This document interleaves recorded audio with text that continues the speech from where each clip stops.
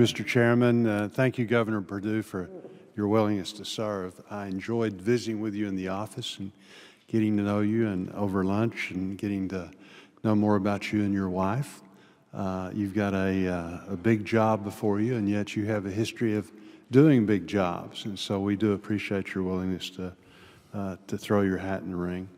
Arkansas, is such that agriculture is its #1 industry, around 25%.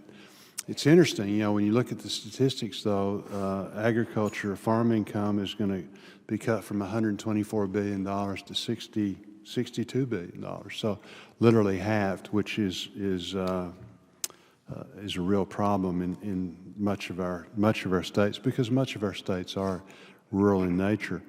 One of the things, though, that we can lessen that pressure is looking for other markets. And in Arkansas, Cuba would be a very important market, with rice production and various other things, poultry. Can you talk a little bit about efforts that you would take in the sense, not only Cuba, but other markets throughout the world, so that we could have the attitude that we've got customers here, but very importantly, customers spread out all over the world? Certainly, Senator. I think in respect specifically to Cuba, for those of you on the Gulf Coast and those on the East Coast, as well as even though that been mentioned by your colleagues in the upper Midwest, I think we would love to have Cuba as a customer in many things. I led a ag delegation from Georgia to Cuba as governor in 2010, and I found then as much of the problem there regarding demand was the ability to pay and the ability to finance there as much as anything. I think they would love to have our products, and they are certainly appropriate customers for the rice that Louisiana grows and for Arkansas grows, and other beans that are edible beans up in the upper Midwest that they grow. And for that reason, I think if you all could see fit to look into the private financing operation, one of the things they mentioned to us is that they had to, by the restraints, they had to go through Europe and have a haircut, financial haircut in that regard of being able to purchase the product. So I think we have the product they need and they would like the product. I think the real issue that I heard regarding Cuba was the financing part, and certainly that would come probably under other areas, not the USDA, but I would support their efforts if we could get private financing. Regarding other areas, certainly in Central, South America, Europe, and Southeast Asia as well, there are new and developing markets there, and I hope that we can work very closely with Trade Representative Lighthouser, as well as Secretary of Commerce Ross, in order to put agriculture first in their repertoire of things to trade. And I believe that we have the ability to produce a very efficient crop and products, food products, as well as other products, the clothes and other things around the world they need.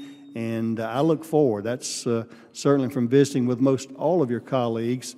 Trade was right at the top of the list. I think when you talk to farmers around the globe, that's what they're most concerned about. We have a worldwide supply and demand issue that's weighing heavily on prices currently, and we're seeing some of the lowest prices in many years. It's putting a lot of pain out there, which is a direct result of the financial situation that you mentioned in your comments. That farmers are really struggling to be profitable, hold on, and many times even the best farmers are not able to produce a product even with the best production capabilities they may have. So I think trade is really the answer. I look forward to being an advisor and a counselor of this administration, U.S. Trade Representative, specifically about the benefit that we have of farm products to sell around the world.